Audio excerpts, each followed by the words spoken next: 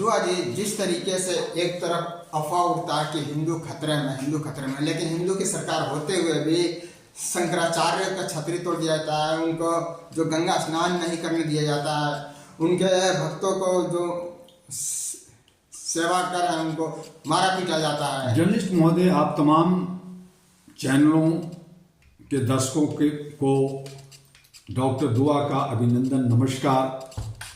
ये हमारे जो भारत की सनातन परंपरा है, जिसमें शंकराचार्य केवल एक पद नहीं होता, बल्कि धर्म, दर्शन और ज्ञान की जीवंत परंपरा होती है। 8वीं शताब्दी से ये हमारा सिस्टम चल रहा है। पूरे भारत में सनातन धर्म की एकता, वैचारिकता, स्पष्टता और आध्यात्मिक अनुशासन बनाए रखी, और जिस पे आज उत्तर प्रदेश के मुख्यमंत्री योगी जी कहते हैं मैं सनातन युग लाऊंगा, आरएसएस कहता है मैं सनातन युग लाना चाहता हूं, सनातन धर्म, हालांकि सनातन धर्म नहीं है, युग है और वो वर्ण है, लेकिन लोग अपने तरीके से बात करते हैं, ठीक है, करें। और इसमें एक सिस्टम बना, भारत के बहुत बड़ा भारत है, उसको 4 हिस्से में बांटा गया। एक ज्योतिर्मय बद्रीनाथ उत्तराखंड का एक मठ बनाया गया, दूसरा संग्राम पीठ बनाया गया, और इस तरह से 4 हमारे मठ बने, जिसमें ज्योतिर्मठ शंकराचार्य के जो उत्तराखंड और बद्रीनाथ का जो पहला मठ कहलाया, उसके वो स्वामी अभिमुक्तेश्वरानंद सरस्वती जी, जिनको आप छत्री बाबा कहते हैं, जिन पे ये उनको कुंभ में और जो प्रयाग में जहां पे गंगा और सरस्वती की संगम है, जहां पे दूर दूर से देश विदेश के लोग, भारत के लाखों करोड़ों लोग आकर के स्नान करते हैं, पवित्रता को दर्शाते हैं, आप उनको पे जो है पुलिस को भेज देते हैं, गुंडों को भेज देते हैं, रोकते हैं, मारने पीटने की बात करते हैं, उनको स्नान नहीं करने देते, उस पर राजनीति करते हैं कि मैं बड़ा। जब आप बड़ा, आप बद्रीनाथ के हैं, आपने बद्रीनाथ के नहीं बल्कि गोरखपुर के हैं, आपने मंदिर में पूजा किया, तो आप फिर राजनीति से संन्यास क्यों नहीं लिया? जब आप सत्ता में चले गए, आप मुख्यमंत्री बन गए, तो फिर जो आस्था है हिंदुओं का, वो आस्था है। दूसरा शारदा पीठ है, जहां के हमारे, जिसमें गुजरात में है, वो गुजरात में द्वारका पीठ कहलाता है, वो उसके जो दूसरा जो है स्वामी सदानंद सरस्वती जी। तीसरा जो है गोवर्धन मठ शंकराचार्य है, जो पुरी और उड़ीसा को जोड़ता है, वहां पे स्वामी निश्चलानंद सरस्वती जी।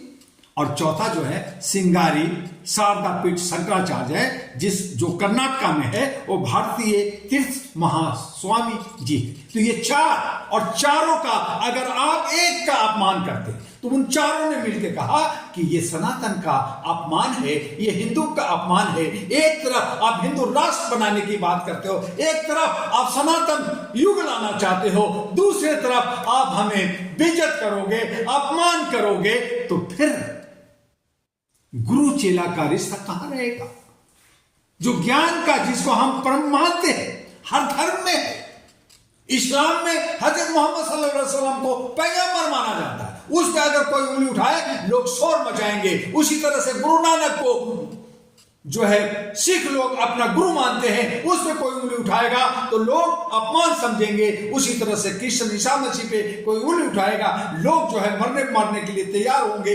इसी तरह से जैन के लिए महावीर हैं, बुद्धिस्टों के लिए गौतम बुद्ध हैं। आप जो हिंदू की बात करते हैं, आप जोड़ने की बात कर रहे हैं, और वहां पे आप नफरत करके, राजनीति करके, मैं मुख्यमंत्री हूं, मेरा डंडा चलेगा, तो ये अपमान है। और इस तरह से डॉक्टर दुआ, जहां मानवीय मूल्यों को देखते हुए, जहां आस्था है, आर्टिकल 32 कहता है सभी धर्मों का सम्मान बराबर होनी चाहिए। लेकिन उन्होंने प्रूफ मांगा कि आप शंकराचार्य का प्रूफ दिखाओ, तो यही तो है, राजनीति का अखाड़ा बना दिया। आप किसी से कह रहे हो SIR के अंदर आप प्रूफ दो कि आप भारत के नागरिक हो, तभी वोट दोगे, नहीं दोगे भाग जाओ। आप भारत के नागरिक नहीं हो, आप घुसपैठ हो, वो भी नहीं मिला। अब शंकराचार्य जो उनके बहुत सारे अनुयायी हैं, पूजा पाठ करते हैं और वो जो है एक लंगोटी में घूमते हैं, उनको कोई महल नहीं चाहिए, उनको कोई एरोप्लेन नहीं चाहिए, उनको जो है कोठी नहीं चाहिए, उनको दौलत नहीं चाहिए। आप उससे कह रहे कि तुम शंकराचार्य कैसे बना, तुम शंकराचार्य हो कि नहीं हो? तो शंकराचार्य जी कहे कि भैया अगर मैं नहीं हूं तो तुम बता दो तुम हिंदू कब से हो, कौन हो, किस वर्ण से हो, किस जात से हो, तुम्हारा पूर्व दादा परदादा चरदादा लकड़हारा बकड़हारा क्या थे? सही है ना? हमने दुनिया भर की डिग्रियां सबको चला दिया। क्यों? क्योंकि हमें नौकरी नहीं मिल रही। अब आप कहते हो कि सारी डिग्री लाओ, और पूछ कौन रहा है? जो खुद पढ़ा लिखा नहीं है, जो चौथी फेल है, वो कह रहा है कि पीएचडी की डिग्री लाओ। तुम जो है एमकॉम किया है, मास्टर डिग्री किया है, आप जो है पोस्ट ग्रेजुएट हो, डिग्री लो। लेकिन और उसके बाद अगर हम देते हैं तो हमें नौकरी नहीं, हमें कहते पकौड़ा बेचो। तो ये जो नफरत, ये जो जात जात में हिंदू को तोड़ने में और लोगों को तोड़ने में ये विघटन, ये जो है काम कर रहे हैं, ये सब राजनीतिक से उत्प्रेरित है। ये सब मूल जो समस्या हमारी है, जनता की रोटी कपड़ा मकान शिक्षा स्वास्थ्य की जो समस्या है, उनसे भटका करके ये सब जो खेल खेल रहे हैं, ये उचित नहीं है। ये राष्ट्र इससे विघटित हो रहा है, ये राष्ट्र का अपमान हो रहा है, धर्म की आस्था पे हमारा चोट पहुंच रहा है। हम चाहे किसी भी धर्म किसी भी समुदाय के हैं, वो हमारी मान्यता है।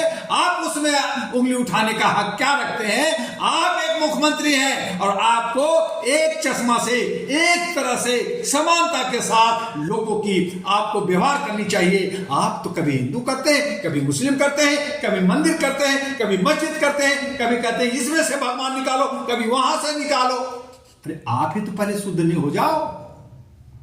अभी तो ये सवाल उठ रहा है, बाद में सवाल उठेगा कि राम जी कौन थे और कहां थे, कृष्ण जी कौन थे कहां थे।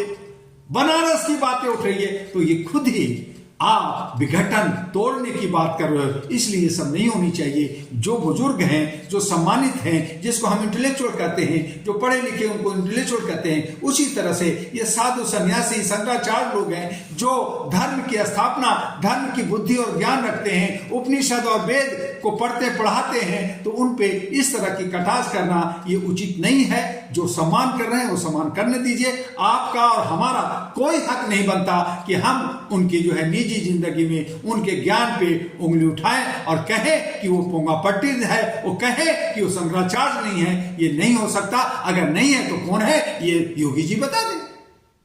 अगर नहीं है तो उत्तर प्रदेश उत्तराखंड के शंकराचार्य कौन है? क्या योगी जी हैं? वो साबित करें, कहें कि मैं हूं, ये मुक्तेश्वर स्वामी सरस्वती जी नहीं है, कहो ना। फिर आप सब आप दो। तो ये लड़ाई, इस तरह की बातें हमें हमारे समाज की, हमारे आस्था की, हमारे बहु बेटियों की आस्था पे आघात है, चोट है, जो उचित नहीं है और इसका मैं विरोध करता हूं। सब मिलकर के हम सब विविधता में एकता का राष्ट्र में रहते हैं। यहाँ हिंदू मुस्लिम सिख ईसाई सभी रहते हैं। और मजे की बात है कि 26 जनवरी 1950 को एक संविधान भारत के लिए बना। हमारे देश जो है खून से लथपथ था, हमें आजादी मिली, टुकड़ों में मिली, जैसे भी मिली। फिर व्यवस्था बनी और व्यवस्था में तय हुआ कि राजा या कोई गुंडा बदमाश या तानाशाह या जात पात ऊंच नीच राज नहीं करेगा, संविधान राज करेगा, संविधान से सब कुछ चलेगा।